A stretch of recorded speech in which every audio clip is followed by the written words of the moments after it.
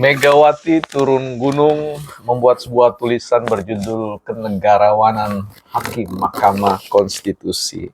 Bagaimana dengan kenegarawanan Bu Megawati dalam cermin atau potret tulisannya? Kita akan bahas, bukan partai politik. Baik teman-teman, kita akan bicarakan tentang sebuah tulisan yang muncul di Kompas ya, sebentar teman-teman. Di Kompas, yaitu berjudul, ini saya buat, ada opini Kompas, ya, Senin 8 April. Ini teman-teman. Teman-teman bisa cek ya. Oke. Judulnya adalah Kenegarawanan Hakim Mahkamah Konstitusi. Nah, kita akan lihat nanti satu persatu.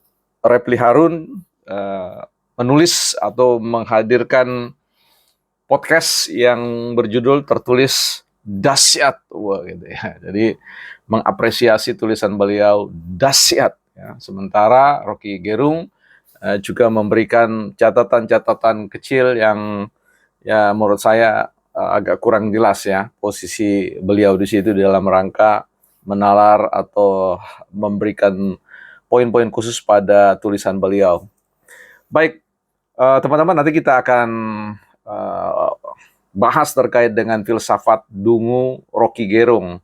Silakan teman-teman bergabung di channel yang baru kita bangun, yaitu channel bukan ahli politik, bukan ahli filsafat maksud saya.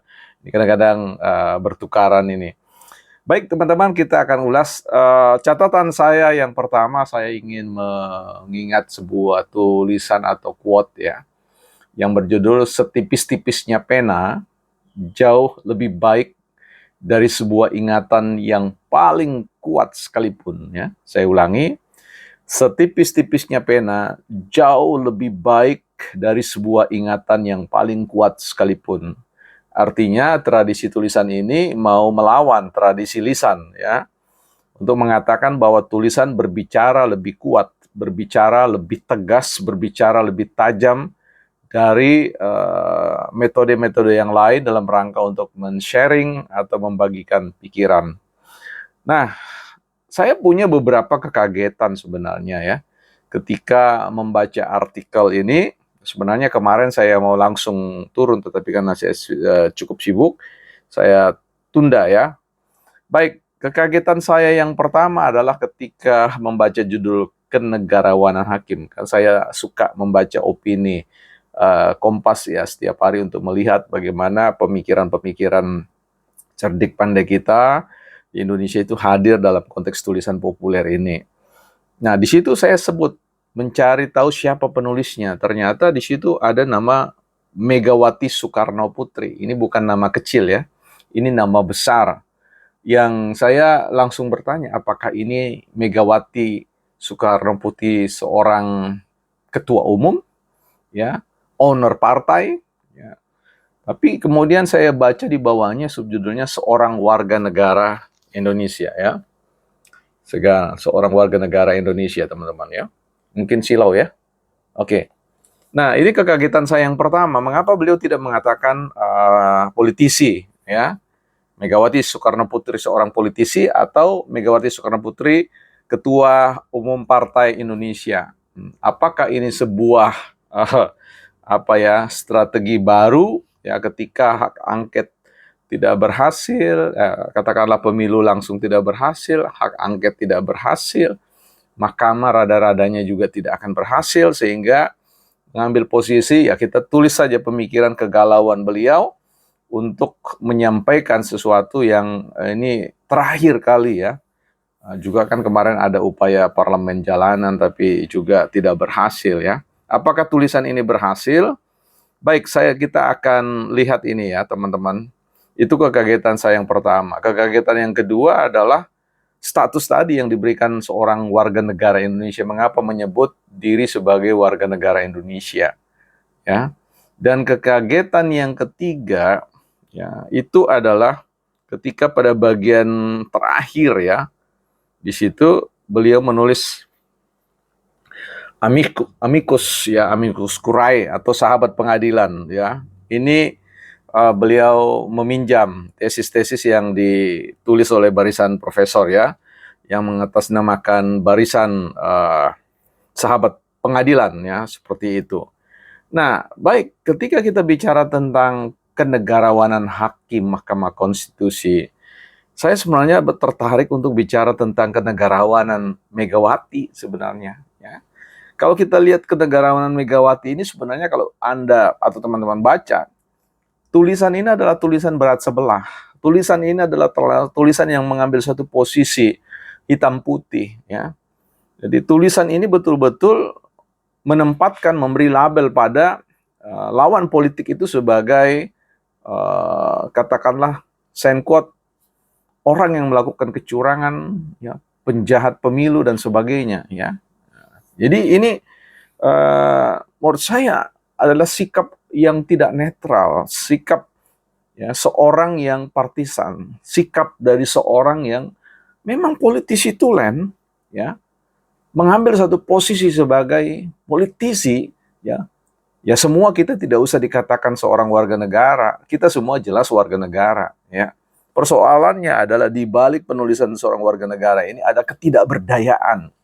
Ketidakberdayaan bukan seorang warga negara, tapi ketidakberdayaan seorang politisi yang selama ini dipandang besar, yang selama ini mampu mendikte arah kebijakan negara, arah kebijakan partai, dan kali ini di hadapan para warga negara mayoritas, nah ini kan bukan seorang, tapi mayoritas warga negara yang mengambil mekanisme atau media pemilu yang sebagai satu cara yang demokratis dan konstitusional, ya, pada akhirnya Megawati Soekarno Putri ya tidak memiliki keberdayaan itu, ya, dan itu sangat jelas ketika hak angket yang dibesar-besarkan tidak mampu untuk menjawab kegelisahan para kontestan itu.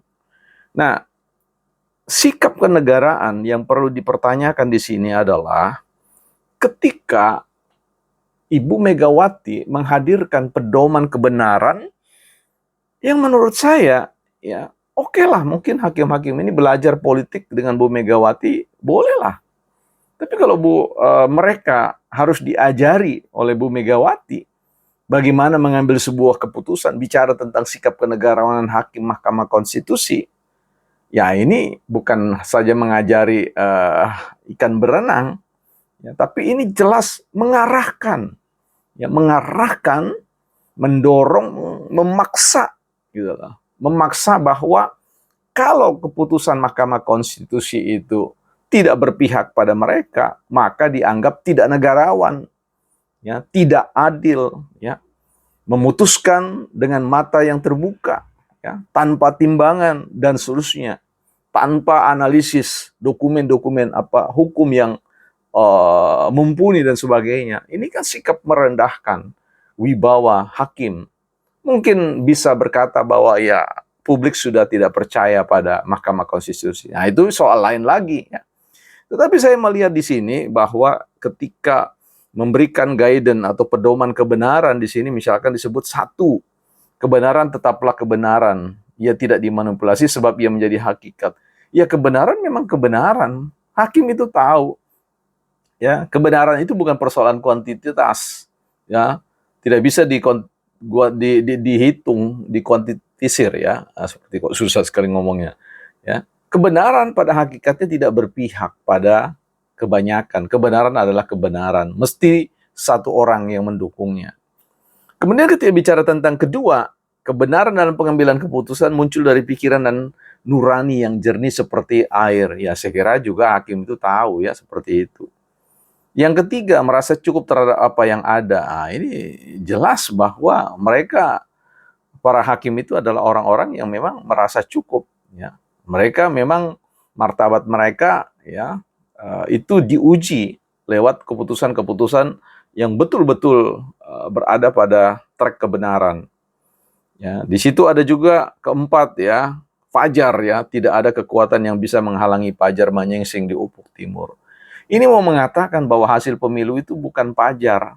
Kenapa kemudian tidak memberi ruang untuk memandang bahwa hasil pemilu itu sebagai sebuah fajar yang terbit, yang justru yang dilawan itu adalah kekuatan elit yang selama ini memandang dirinya adalah quote, partai wong cilik, dan wong cilik itu bicara gitu, dan tidak ada yang bisa menghambat. Kekuatan partai tidak mampu menghalangi mereka untuk mengatakan bahwa fajar kebenaran, bukan fajar kebenaran itu akan terbit di Mahkamah Konstitusi. Fajar kebenaran itu sudah terbit dalam peristiwa kontestasi pemilu demokratis yang menghadirkan ya suara mayoritas memenangkan Prabowo dan Gibran.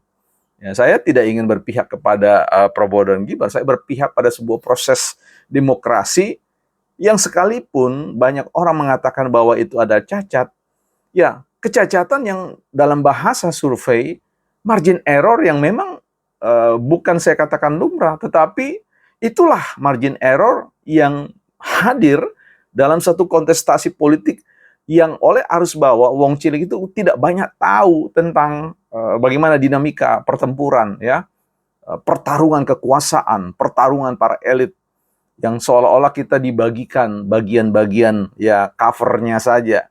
Ya, tetapi tentu kalau kita mau melakukan kajian atau analisis yang mendalam, saya kira sikap kenegarawanan Megawati dipertaruhkan juga seperti itu. Bukan partai politik.